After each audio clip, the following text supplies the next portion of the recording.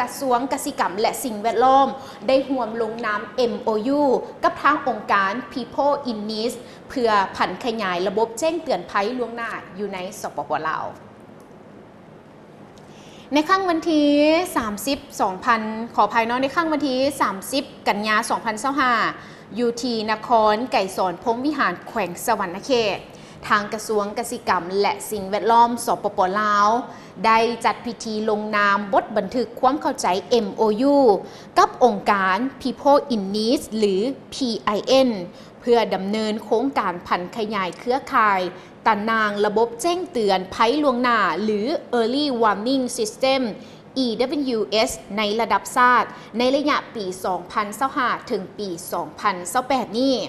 สำหรับพิธีลงนามบทบันทึกความเข้าใจ MOU ในครั้งนี้แมนลงน้ำโดยทานวิรศักดิ์จุนดาลาหัวหน้ากรมอุตุนิยมและอุทกศาสตร์และทานโทมัสดูลานาผู้ตั้งหน้าองค์การ PIN ประจำสปป.ลาวโดยให้เกียรติเป็นสักขีพยานของทานจันทเนศบัวละพารองรัฐมนตรีกระทรวงเกษตรกรรมและสิ่งแวดล้อมพร้อมด้วยคณะกรรมการห้องคณะกรรมการปกครองเมือง33เมืองเป้าหมายของโครงการบรรดาทานคณะกรมหัวหน้าแผนกการต่างประเทศและทานหัวหน้าแผนกเกษตรกรรมและสิ่งแวดล้อมเก้าแขวงก่อเข่าห่วมน้ำเส้นเดียวกันสำหรับกองประชุมในครั้งนี้นั่นเองและพร้อมเดียวกันนั้นสำหรับโครงการผันขยายเครือข่าย EWS แมนมีจุดประสงค์เพื่อพัฒนาระบบเพื่อมีการพัฒนาระบบการพยากรณ์และแจ้งเตือนภัยน้ำท่วมให้ทันสมัยกระจายข้อมูลข่าวสารได้อย่างกว้างขวางและสร้างความเข้มแข็งให้แก่ชุมชนเป้าหมายในการรับมือกับความเสี่ยงจุดประสงค์อันที่1ก็คือสร้างความเข้มแข็งเกี่ยวกับระบบการเตือนภัยล่วงหน้าด้วยการสร้างและติดตั้งสถานีวัดแทกระดับน้ำจำนวน27สถานีอยู่ในบรรดา9แขวงพร้อมทั้งเผยแพร่ข้อมูลข่าวสารอันที่2ก็คือสร้างความอาจสามารถให้แก่พนักงานขั้นศูนย์กลางและขั้นท้องถิ่นในการติดตามภัยพิบัติน้ำท่วมและการเผยแพร่ข้อความการแจ้งเตือนภัยล่วงหน้าอันที่3ก็คือส่งเสริมกิจกรรมการลดผ่อนความเสี่ยงจากภัยพิบัติหรือ DRR และระบบการแจ้งเตือนภัยล่วงหน้าหรือ EWS โดยผ่านการโฆษณาปลูกจิตสำนึกและส่งเสริมกิจกรรมที่เกี่ยวข้องซึ่งจะได้รับการถอดถอนบทเรียนจากประสบการณ์ตัวจริงขององค์การมูลนิธิช่วยเหลือความต้องการเพื่อทุกคนหรือ People in Need นั่นเองส่วนว่าอันที่4ก็เพื่อ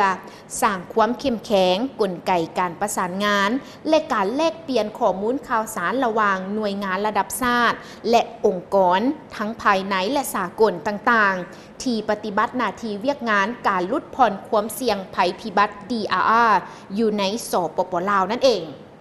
ส่วนว่าอันที่5ก็คือ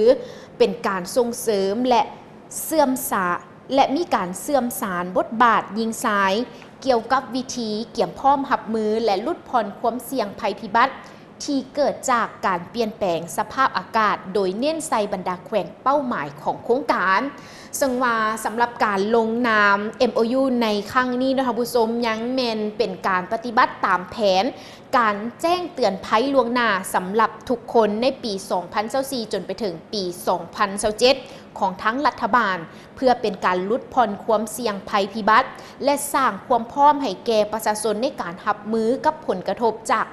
การเปลี่ยนแปลงของสภาพดินฟ้าอากาศนั่นเองและนี่ก็ถือได้ว่าเป็นอีกหนึ่งเวียกงานที่สำคัญที่ทางกระทรวงเกษตรกรรมและสิ่งแวดล้อมก็ได้มีการร่วมลงนาม MOU กับทางองค์การ People in Need ประจำสปป.ลาวเนาะเพื่อสร้างความเข้มแข็งโดยเฉพาะแล้วก็คือการแจ้งเตือนภัยล่วงหน้าบ่ว่าจะเป็นเหตุฉุกเฉินต่างๆหรือว่าจะเป็นทั้งภัยน้ำท่วมอื่นๆแบบนี้ให้แก่ประชาชนนั้นได้รับรู้ข่าวสารและก็มีการเตรียมพร้อมรับมืออย่างทันการนั่นเองทั้งหมดก็ต้องขอบใจข้อมูลข่าวข้างนี้ท่านผู้ชมทั้งภาพและข่าวจากทางกระทรวงเกษตรกรรมและสิ่งแวดล้อม